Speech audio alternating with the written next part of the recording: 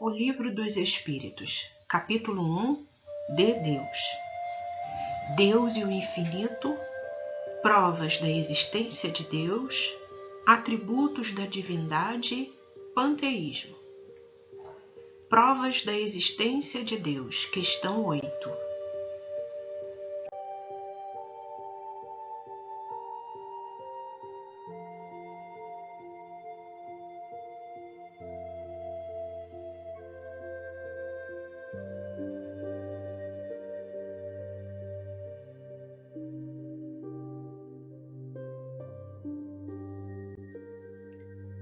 Mensagem: não comentes o mal para que o mal não se estenda. Não te refiras à sombra para que a sombra não te envolva o caminho. Saibamos guardar o coração na fé e na bondade, conservando a palavra e as mãos no serviço infatigável do bem. Não podes paralisar o verbo que fere a vergasta, mas é fácil guardar o próprio espírito em silêncio, para somente movimentá-lo na bondade que ajuda, compreende e perdoa.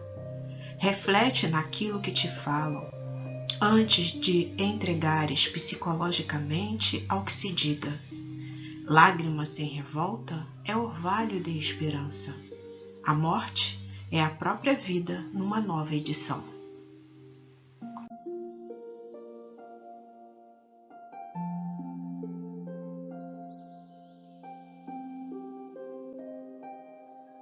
Livro dos Espíritos, provas da existência de Deus, questão 8.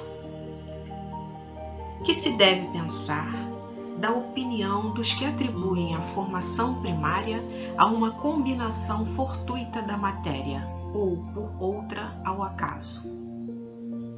Outro absurdo: que homem de bom senso pode considerar o acaso um ser inteligente? E demais, que é o acaso? Nada. Nota de Allan Kardec: a harmonia existente no mecanismo do universo patenteia combinações e desígnios determinados e, por isso mesmo, revela um poder inteligente. Atribuir a formação primária ao acaso é insensatez, pois que o acaso é cego e não pode produzir os efeitos que a inteligência produz. Um acaso inteligente já não seria acaso.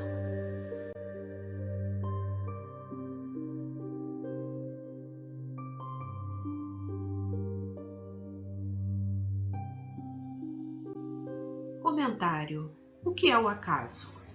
O orgulho nos faz esconder Deus pela fraqueza do entendimento, colocando-o como acaso, palavra que nada expressa na linguagem dos homens. E quem o desmerece esconde os seus próprios valores, porque dependemos da sua iluminada presença e da sua magnânima existência espiritual. Se o acaso não existe, como compará-lo a um ser que existiu sempre e que tem mais existência do que toda a criação junta? Absurdo dos absurdos. Nada se faz por acaso. Para tudo existem leis que nos pedem obediência. Para que a harmonia se faça, é justo que observes o mundo em que vives. Não se pode viver sem que se tenha leis para obedecer. E ao infrator vem logo a corrigenda. As coisas espirituais obedecem às mesmas regras e o comando divino é vigilante, operando em todos os sentidos, para que estas leis sejam cumpridas no sentido de estabelecer a paz e o bem-estar em todas as direções da vida. A alma já moralizada é obediente. Ela estuda e compreende o que deve ser feito e respeita todos os direitos alheios. Por isso é que vive em paz com a consciência. Enquanto não trabalharmos os caminhos traçados e vividos por Jesus, permaneceremos em guerra em nós mesmos e sofreremos as consequências da nossa ignorância. A própria ciência dos homens desmente o acaso, porque para tudo tem uma explicação lógica.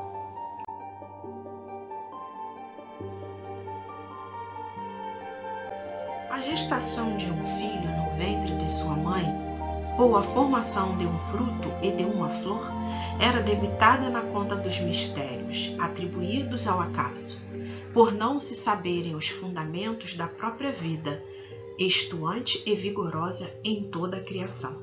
Entretanto, agora, neste século, na hora da luz, quando os céus se aproximam dos homens, ou quando os homens abrem os corações ante outras dimensões da vida, não se deve falar em acaso, por esse assunto, marcar ou reavivar os caminhos da ignorância espiritual.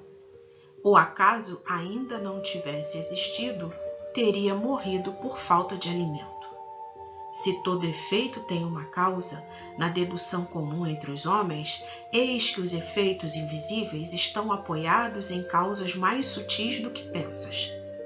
Em tudo, repitamos, existe um comando inteligente que de nada esquece, uma onisciência operando para a harmonia de todas as coisas. Isso certamente nos dá muita alegria e a esperança cresce para a dimensão do amor. O respeito a Deus deve ser o primeiro ato de cada dia, como que uma oração de agradecimento por tudo que recebemos do seu imensurável amor. E esse ato nos colocará mais próximo da sua ação benfeitora. Cumpre-nos esclarecer que Deus está presente em nossa vida e faz o nosso viver, deixando a nossa parte para que a façamos com as nossas próprias forças.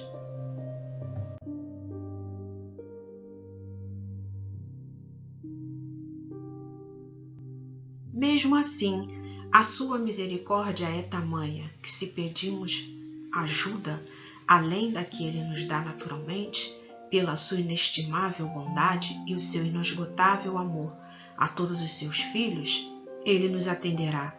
Porém, não nos façamos surdos às suas leis, para que não venhamos cair em novas e piores tentações.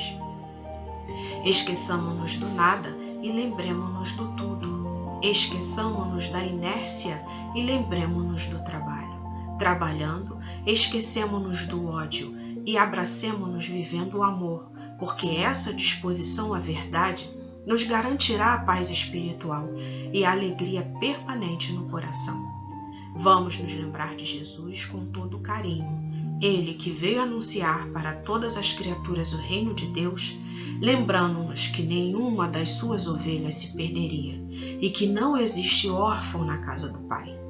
Isso significa esperança para todos nós, encarnados e desencarnados, pela presença da fé. É bom que deixemos bem claro que todas as combinações da matéria são forças de Deus na luz do teu entendimento.